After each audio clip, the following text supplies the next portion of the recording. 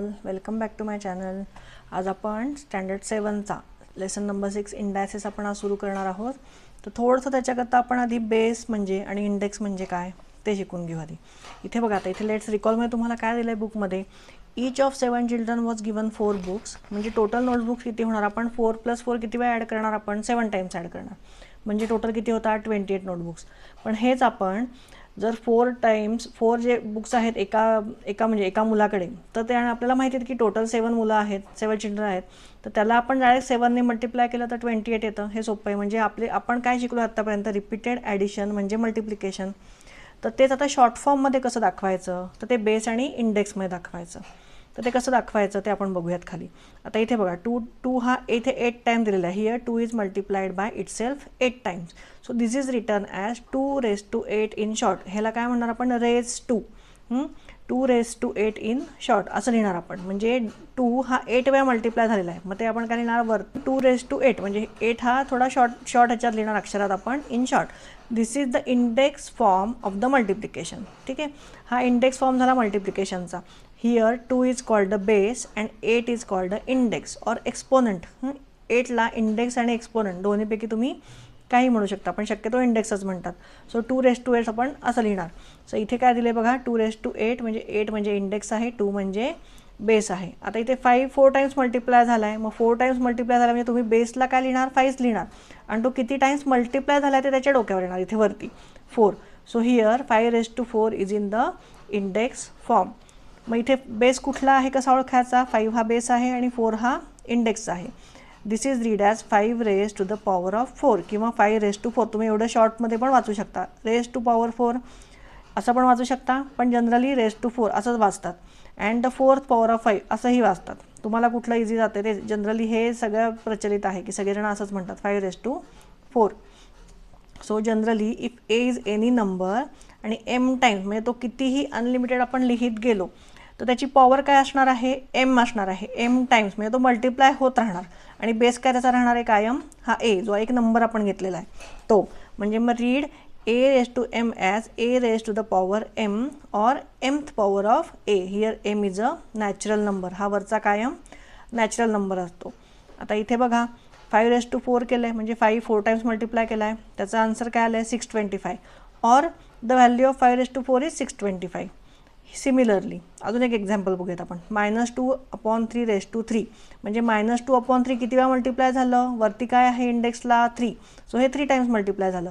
आणि आन्सर काय आलं मग -8/27. आन्सर मायनसमध्ये काय आलं, कारण 2 टाइम्स मल्टिप्लाय झाल्यावर मायनस मायनस प्लस झालं असतं, पण त्याला अजून एकदा मल्टिप्लाय झाले मायनसने. सो आन्सर काय आलं आहे -8/27.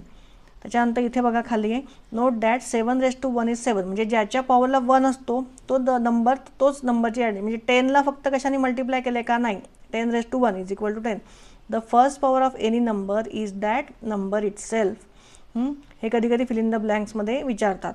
If the power of index of a number is 1 the convention is not to write it. म्हणजे हे कधी लिहित नाही, म्हणजे नुसतं 7⁻1 कधी लिहित नाहीत, असंच लिहितात. ठीक आहे. दस 5⁻1 is 5 and a⁻1 is a. आता आपण प्रॅक्टिस सेट सॉल्व करायला घेऊयात. एकदम इझी आहे हा लेसन, सर्वात खूप सोप्पा आहे समजायला आणि सॉल्व करायला सुद्धा. इथे बघा मी हा टेबल काढून घेतला आहे तुमचा प्रॅक्टिस सेट 26 मधला.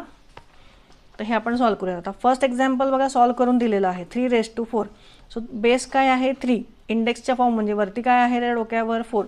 सो 3 किती वेळा मल्टिप्लाय होणार, 4 टाइम्स मल्टिप्लाय होणार. आणि त्याचा आन्सर इथे दिलेलं आहे. म्हणजे ह्याची व्हॅल्यू हे 4 टाइम मल्टिप्लाय झाल्यावर आन्सर काय येतं 81.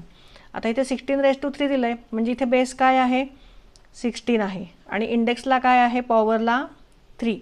सो 16 किती वेळा मल्टिप्लाय होणार 3 टाइम्स. सो 16 × 16 × 16. बरोबर. त्याचा आन्सर आधीच मी काढून ठेवलं आहे, ते आहे 4096. तुम्ही मल्टिप्लाय करून बघू शकता. आता इथे तुमच्या बुकमध्ये फक्त -8 आणि 2 दिलेलं आहे. म्हणजे 2 म्हणजे काय आहे, 2 हे पॉवरला आहे, इंडेक्सला आहे. म्हणजे मग आपण लिहिताना कसं लिहिणार, -8⁻². बरोबर. आता म्हणजे -8 किती वेळा मल्टिप्लाय होणार 2 टाइम्स. -8 × -8 म्हणजे ह्याचा आन्सर काय येणार आहे +64. बरोबर. मायनस मायनस प्लस झालं. त्याच्यानंतर फोर्थमध्ये बघा तुम्हाला फक्त 3/7 3/7 3/7 असं 4 टाइम्स दिलेलं आहे. म्हणजे मग इथे आपलं इथे काय येणार आहे, पहिल्या इंडायसेसमध्ये हा नंबर आपण कसा लिहिणार 3/7 रेस टू किती येणार आहे 4 टाइम्स आहे, सो रेस टू काय येणार आहे 4 येणार आहे. मग इथे बेस काय झाला 3/7 झाला, इंडेक्स काय झाला 4 झाला आणि ह्याचा आन्सर ऑलरेडी बुकमध्ये दिलेलं आहे 81/2401. त्याच्यानंतर -13 रेस टू 4 आहे, म्हणजे इथे बेस काय झाला -13, इंडेक्स झाला 4 आणि मग ते मल्टिप्लाय होईल -13 इंटू -13 इंटू -13 इंटू -13, म्हणजे हे 4 टाइम्स मल्टिप्लाय झालं आहे, म्हणजे मायनस मायनस प्लस झालं, मायनस मायनस प्लस झालं, म्हणजे आन्सर प्लसमध्येच येणार आहे. सो आन्सर ह्याचा आलेला आहे 28,561. 28,561 हे तुम्ही कॅल्क्युलेट करून बघू शकता, कारण व्हॅल्यू जेव्हा आपल्याला फाइंड करायची आहे तेव्हा हे तुम्हाला कॅल्क्युलेट करून बघावं लागेल. आता बघूया second question, find the value. आता 2 रेस टू किती आहे पॉवरला 10 आहे, म्हणजे आपल्याला हे किती वेळा मल्टिप्लाय करायला लागेल 2 इंटू 2 हे आपल्याला 10 टाइम्स मल्टिप्लाय करायला लागेल. सो 3 झालं 4 5 6 7 8 9 अँड 10, म्हणजे ह्याचं मल्टिप्लिकेशन केल्यावर आन्सर येतं आहे 1024. हे 2 10 टाइम्स मल्टिप्लाय करायचं आहे. पॉवरला 10 आहे, जेवढ्या पॉवरला जेवढा नंबर आहे तेवढ्याने तुम्हाला बेस मल्टिप्लाय करायचा आहे. सेकंड बघूयात काय आहे 5 रेस टू 3, म्हणजे 5 आता किती वेळा मल्टिप्लाय होईल 3 टाइम्स होईल. सो 5 इंटू 5 इंटू 5, तर ह्याचा आन्सर 125. 5चा क्यूब झाला हा. त्याच्यानंतर थर्ड बघूयात -7 रेस टू 4, म्हणजेच 7 किती वेळा मल्टिप्लाय होणार आहे 4 times. So -7 into -7 into -7 into -7, म्हणजे ह्याचा आन्सर आहे 2401. इथे वरती दिलेलंच आहे, 7 4 टाइम्स मल्टिप्लाय झाला की 2401 येतं.